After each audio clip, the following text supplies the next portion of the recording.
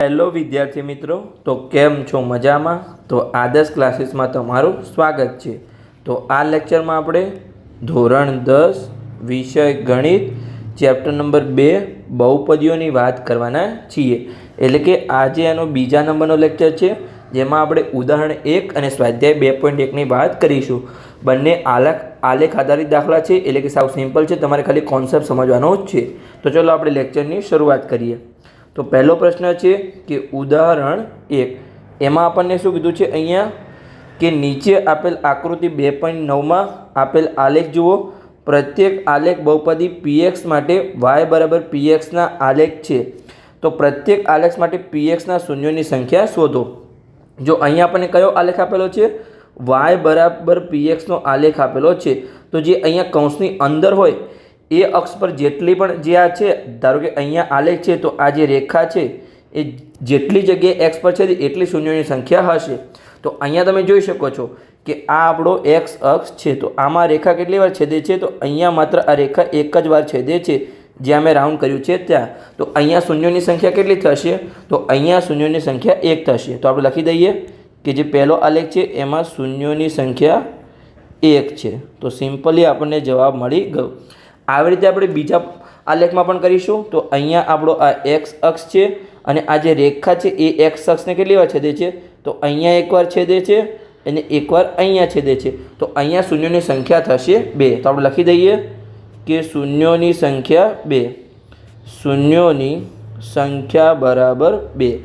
પછી અહીંયા હવે આપણે જોઈએ તો જો આ એક્સ અક્ષ છે અને આ આપણી રેખા છે. તો એ કેટલી વાર છેદે છે? અહીંયા જો એકવાર, પછી અહીંયા 2 વાર અને આ અહીંયા 3 વાર. તો શૂન્યોની સંખ્યા અહીંયા થશે 3. તો લખી દઈએ આપણે કે શૂન્યોની સંખ્યા બરાબર 3. આગળ વધીએ આપણે નીચેના આલેખ જોઈએ. તો એમાં જો આ છે આપણો એક્સ અક્ષ અને આ છે આપણી રેખા. તો એક્સ અક્ષ પર કેટલી વાર છેદે છે? તો અહીંયા માત્ર એક જ વાર છેદે છે. તો અહીંયા શૂન્યોની સંખ્યા થશે 1. તો આપણે લખી દઈએ કે શૂન્યોની સંખ્યા બરાબર 1. પછી આપણે 5મા નંબરનો આલેખ જોઈએ. તો આ આપણો એક્સ અક્ષ છે અને આ આપણી રેખા છે. તો એ કેટલી વાર છેદે છે? તો અહીંયા જો માત્ર એક જ વાર છેદે છે. તો અહીંયા પણ શૂન્યોની સંખ્યા થશે 1. તો લખી દઈએ આપણે કે શૂન્યોની સંખ્યા બરાબર 1. પછી આ આલેખ આપણે જોઈએ. તો એમાં આ એક્સ અક્ષ છે અને આ આપણી રેખા છે. તો કેટલી વાર છેદે છે? તો અહીંયા જો આપણે આ એક વાર, અહીંયા 2 વાર, આ 3 વાર અને અહીંયા 4 વાર. તો શૂન્યોની સંખ્યા થશે અહીંયા 4. તો આપણે લખી દઈએ કે શૂન્યોની સંખ્યા બરાબર 4. તો સિમ્પલી અહીંયા આપણું ઉદાહરણ 1 પૂર્ણ થઈ ગયું છે, જેમાં આપણે ટોટલ 6 દાખલા ગણ્યા, એટલે કે 6 આલેખ જોયા, જેમાં આપણે શૂન્યોની સંખ્યા શોધી. હવે આપણે આગળ વધીએ અને સ્વાધ્યાય 2.1માં આપણે જોઈએ. તો સ્વાધ્યાય 2.1 સેમ જ દાખલો છે. તો એમાં આપણે રકમ વાંચીએ. સ્વાધ્યાય 2.1 કે નીચે આપેલ આકૃતિ 2.10માં કોઈ બહુપદી px માટે y બરાબર pxના આલેખ આપેલ છે.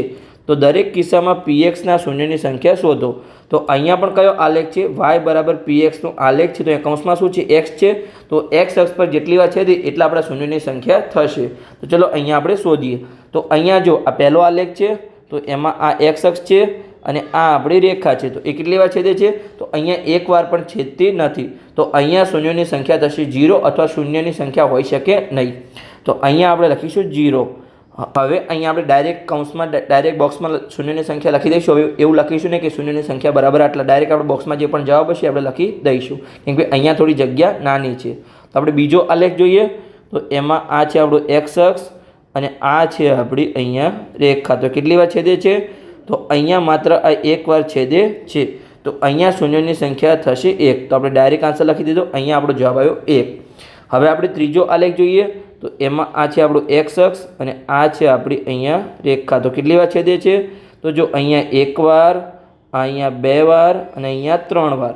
તો અહીંયા શૂન્યોની સંખ્યા થશે 3. પછી ચોથો આપણે આલેખ જોઈએ. તો એમાં આ છે એક્સ અક્ષ અને આ છે આપણી રેખા. તો કેટલી વાર છેદે છે? અહીંયા એક વાર અને અહીંયા 2 વાર. તો અહીંયા શૂન્યોની સંખ્યા થશે 2. પછી 5મા નંબરનો આલેખ આપણે જોઈએ તો આ છે આપણો એક્સ અક્ષ અને આ છે આપણી અહીંયા રેખા. તો કેટલી વાર છેદે છે? તો અહીંયા 1 વાર, પછી અહીંયા 2 વાર, આ 3 વાર અને અહીંયા 4 વાર, એટલે કે ટોટલ 4 વાર છેદે છે. તો અહીંયા આપણા શૂન્યોની સંખ્યા થશે 4. પછી આગળનો આલેખ આપણે જોઈએ તો આ છે આપણો આલેખ અને આ છે અહીંયા આપણી રેખા. તો કેટલી વાર છેદે છે? જો અહીંયા 1 વાર, પછી અહીંયા 1 વાર, 2 વાર એટલે કે અને અહીંયા 3 વાર, એટલે કે અહીંયા શૂન્યોની સંખ્યા થશે 3. તો સિમ્પલી અહીંયા આપણું ઉદાહરણ 1 અને સ્વાધ્યાય 2.1 પૂર્ણ થઈ ગયું છે. સિમ્પલી નાના દાખલા હતા.